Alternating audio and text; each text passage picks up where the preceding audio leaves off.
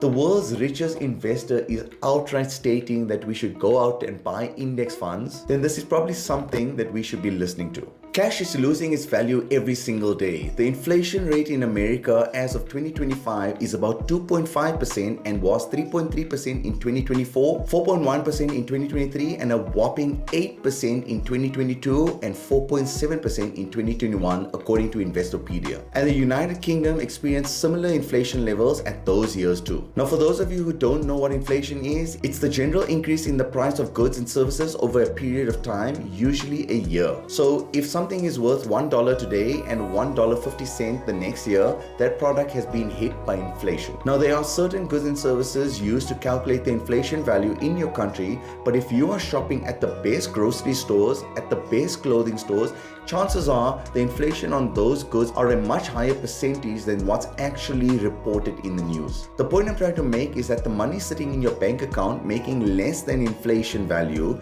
means that that money of yours is making a loss and you are actually getting poorer. While having some cash in your bank account is important, especially for emergencies and also some sideline opportunities that may come up, having too much cash in your bank account can erode your own wealth due to the fact of high inflation that we have been experiencing in recent years. The only way to make a net positive on the money is to invest in it. In this video, I'm going to show you 5 different assets that are better and safer than leaving your cash inside your bank account. Asset number 1 is investing into stocks. Now, everyone knows Warren Buffett as the greatest stock trader out there, generating billions of dollars in his lifetime. However, Buffett is one of very few people in the world that can outperform the market, primarily because he spends a lot of time researching and because basically he's a 1 in a billion stock trader. Now, you can try to emulate what he did, but the chances of that happening are slim to none. One of my favorite ways to invest ever, and I would go as far as to say that this is the best, safest and easiest place to invest long term for most people,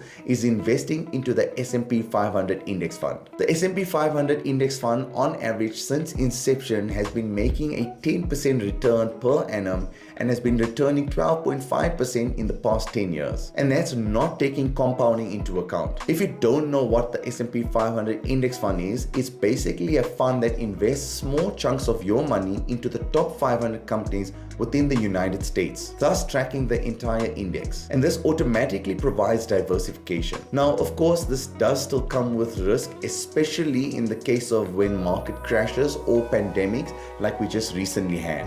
And this can result in short-term losses for your portfolio to go down 10, 20, 30 or even 40% of its value. However, in the long run, over 10, 20 years, your chances of being in a net positive is extremely high and much higher than what you would have had you kept your money in your bank. Warren Buffett claims that index funds are the best form of investments for 99% of people out there. The world's richest investor is outright stating that we should go out and buy index funds, then this is probably something that we should be listening to. Okay, asset number 2 is real estate. If you own a piece of land, provided there's no natural disasters, that property is always going to be there and is probably only going to appreciate in value and bring in some cash, especially when more and more people come and try and buy that land. If you live in a city where the population is continually growing, there's only a finite amount of land available in that city, so the value will continue to grow each year. When investing in real estate, most people tend to think about investing into homes or apartments where people stay, but it could be commercial properties or rural farming properties which you can invest into.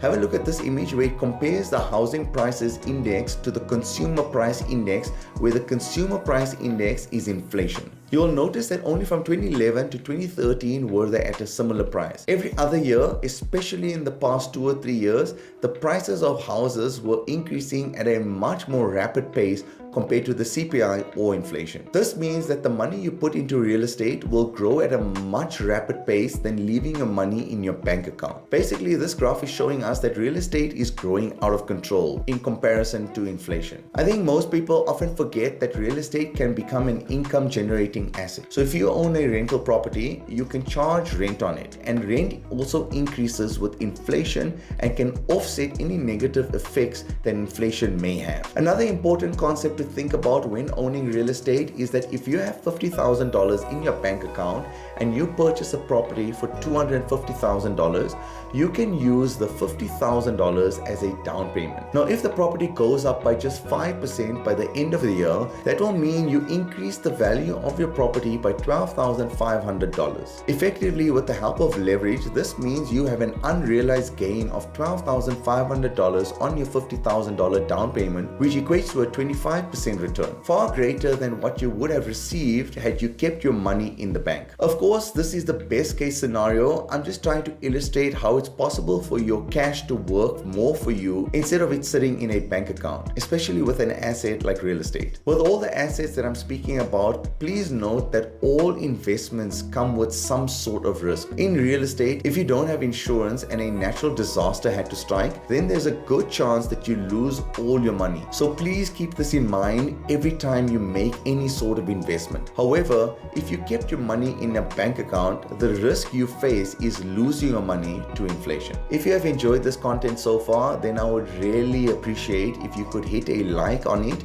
and maybe consider subscribing. It's absolutely free and will go a long way in helping out my channel. Asset number 3 are commodities, but more specifically gold. Every year there is a certain commodity that shoots up in value. Have a look at this image where it shows the top 10 returns in commodities since 2014. You'll notice that every year the top performer changes and that every year the returns are substantially different to every other year. Notice how lithium had a 187% return for the year and how palladium was the top performer for commodities for 3 years in a row from 2017 till 2019. However, you will also notice that there's many negative returns every year on some of these commodities. Notice how gold is always in the mix, either with a small negative return or a big positive return. The reason for this is gold is considered one of the safe havens of the world, meaning that whenever there is some sort of uncertainty in the world, such as pandemics or the wars that we've recently been having, people tend to shift their money into gold. If you had invested $1,000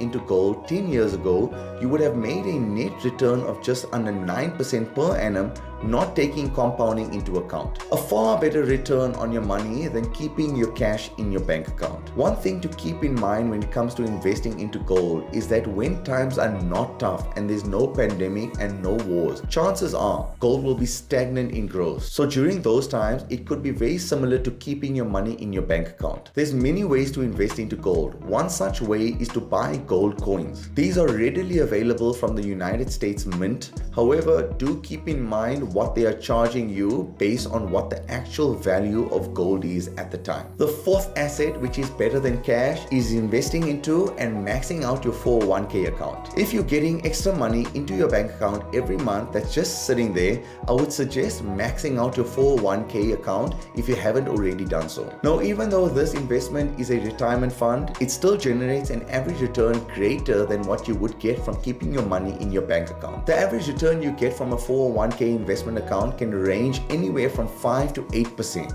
and the average return you get from keeping your money in your bank account can range from 0.5% to 2%. And the biggest benefit from a 401k is the tax benefits you get from it. So the real return could go even further beyond 5 to 8%. Now, the United States has a 401k retirement fund, but other countries have something else similar, but it's called something else. So for example, in the United Kingdom and many other countries, they have a workplace pension fund or a self-invested personal pension fund. Some countries have funds called tax-free investment accounts, so you just need to do the research on what's available to you in your country. And the final asset which I want to speak about is cryptocurrency. Now, I know what you are thinking, how is cryptocurrency considered a safe investment? So even though 99.9% of cryptos I would not consider investing into, there are a couple which have consistently made phenomenal returns. And not only have they made great returns, but certain countries are also so confident in its future that they have adopted it as their currency of choice. Countries such as El Salvador, Central African Republic, and potentially Venezuela as well have adopted Bitcoin as their currency of choice. This just shows the value and what people see the potential future of Bitcoin is. If you do not invest into cryptos, I would suggest only investing into the big two. So that's Bitcoin and Ethereum, as those are the cryptos with the highest market capitalization capitalization, with Bitcoin having a $1.8 trillion cap and Ethereum having just under $420 billion market cap. Now, how I diversify my crypto investment is that I have about 60% of my investment into Bitcoin and 40% into Ethereum. Please note that over the years that I have invested into cryptocurrency, there have been many months where there have been wild swings to the downside, which can be a little demotivating. So keep that in mind when investing into cryptos, that it is extremely risky. So the mindset you should have is to just invest the amount of money that you are okay with losing. Now, the reason why cryptocurrency makes this list of investments better than cash is that even though